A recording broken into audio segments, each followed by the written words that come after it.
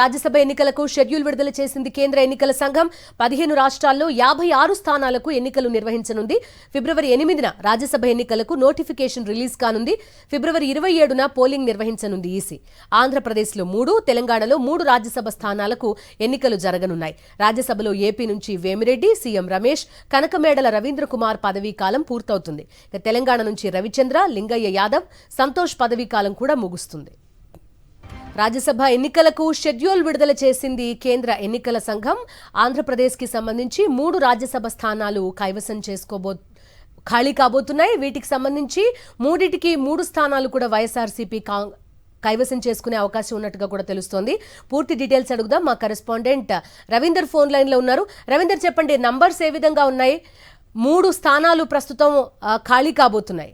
బిందు, ప్రస్తుతం ఖాళీ కాబోతున్నటువంటి 3 రాజ్యసభ స్థానాలు ఏవైతే ఉన్నాయో ఆ 3 కూడా ఇప్పుడు వైఎస్ఆర్ కాంగ్రెస్ పార్టీ కైవసం చేసుకునే అవకాశం కనిపిస్తుంది. ప్రస్తుతం కేంద్ర ఎన్నికల సంఘం 15 రాష్ట్రాలకు సంబంధించి 56 రాజ్యసభ సీట్లు ఖాళీ కాబోతున్న నేపథ్యంలో వాటికి సంబంధించి నోటిఫికేషన్ కూడా విడుదల చేస్తున్న నేపథ్యంలో మొత్తం రానున్న రోజుల్లో ఈ 3 సీట్లు కూడా ఖచ్చితంగా వైఎస్ఆర్ కాంగ్రెస్ పార్టీ కైవసం చేసుకునే అవకాశం కనిపిస్తుంది. ఎందుకంటే అసెంబ్లీలో ఓట్ల పరంగా చూస్తే వైఎస్ఆర్ కాంగ్రెస్ పార్టీకి 151 మంది ఎమ్మెల్యేలు ఉన్న పరిస్థితి ఉంది. మరోవైపు తెలుగుదేశం పార్టీకి కేవలం 23 మంది మాత్రమే సభ్యులు ఉండగా దాంట్లో కూడా ఇప్పటికే 4 ఆ పార్టీ నుంచి బయటకు వెళ్లిపోయిన పరిస్థితి. కాబట్టి కేవలం 19 మంది మాత్రమే తెలుగుదేశం పార్టీకి అనుకూలంగా ఉన్న పరిస్థితి. కానీ ఒక్కొక్క రాజ్యసభ ఎంపిక కావాలంటే కనీసంగా 43 అంటే దాదాపు 44 మంది సభ్యుల ఓట్లు అవసరం అవుతాయి. కానీ తెలుగుదేశం పార్టీకి ఆ పరిస్థితి లేదు. కేవలం 19 మంది ఎమ్మెల్యేలు మాత్రమే ఆ పార్టీలో ఉన్న నేపథ్యంలో ఖచ్చితంగా తెలుగుదేశం పార్టీకి ఏ విధంగా కూడా రాజ్యసభ సీటు ఒక్కడు కూడా వచ్చే అవకాశం అయితే కనిపించట్లేదు. ఆ 3 కూడా వైఎస్ఆర్ కాంగ్రెస్ పార్టీకే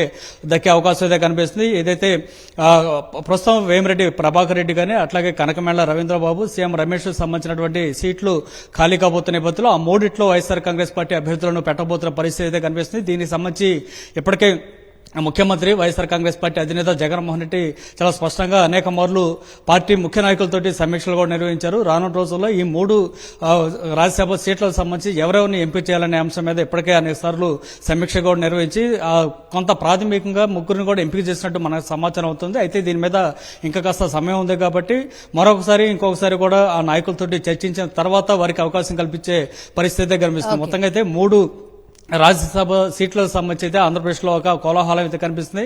3 వివిధ రంగాలకు సంబంధించినటువంటి నాయకులు అట్లాగే వివిధ సామాజిక వర్గాలకు సంబంధించినటువంటి నాయకులకు ఈసారి మళ్లీ అవకాశం కల్పించే పరిస్థితిలో ఉన్నట్టు చాలా స్పష్టంగా కనిపిస్తుంది. Bindu. Okay Ravinder, thank you.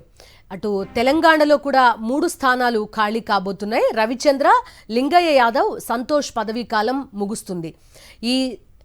ఇక్కడ తెలంగాణలో నంబర్స్ ఏ విధంగా ఉన్నాయి? పూర్తి డీటెయిల్స్ అడుగుదాం. మా కరెస్పాండెంట్ శేఖర్ ఉన్నారు. శేఖర్, చెప్పండి, కాంగ్రెస్ పార్టీ ఇటీవలే అధికారంలోకి వచ్చింది.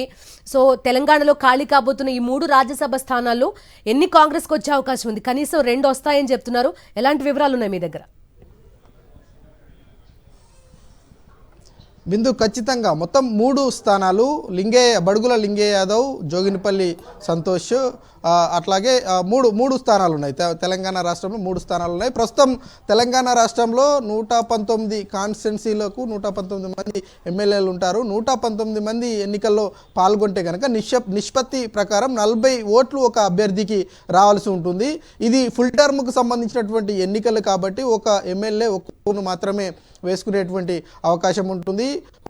అదేవిధంగా రోజు పోలింగ్ వెళ్ళడము కాబట్టి ఉదయం నుంచి సాయంత్రం వరకు 5 గంటల వరకు పోలింగ్ ఉంటుంది. 5 గంటల నుంచి అదే రోజు కౌంటింగ్ ఉంటుంది. ఇప్పుడున్నటువంటి ఓట్ల నిష్పత్తి ప్రకారం కాంగ్రెస్ పార్టీకి 64 మంది ఎమ్మెల్యేలు ఉన్నారు. ఒక సిపిఐ అభ్యర్థి అనుకూలంగా ఉండగా 65 మంది కాంగ్రెస్ పార్టీకి అనుకూలంగా ఉంటారు. బీఆర్ఎస్ పార్టీకి 39 మంది ఉన్నారు. ఎంఐఎంకి 7, బీజేపీ పార్టీకి 8 మంది ఉన్నారు. బీజేపీ పార్టీ ఈ ఎన్నికలకు దూరంగా ఉండేటువంటి అవకాశాలు ఉంటాయి. ఇక ఎంఐఎం పార్టీ ఎవరికి సపోర్ట్ చేస్తుంది అన్నది చూడాల్సి ఉంటుంది. ఇక బీజేపీ, బీఆర్ఎస్ అట్లాగే కాంగ్రెస్ అభ్యర్థులు పార్టీల నుంచి మాత్రమే అభ్యర్థులు ఉండేటువంటి అవకాశాలు ఉన్నాయి.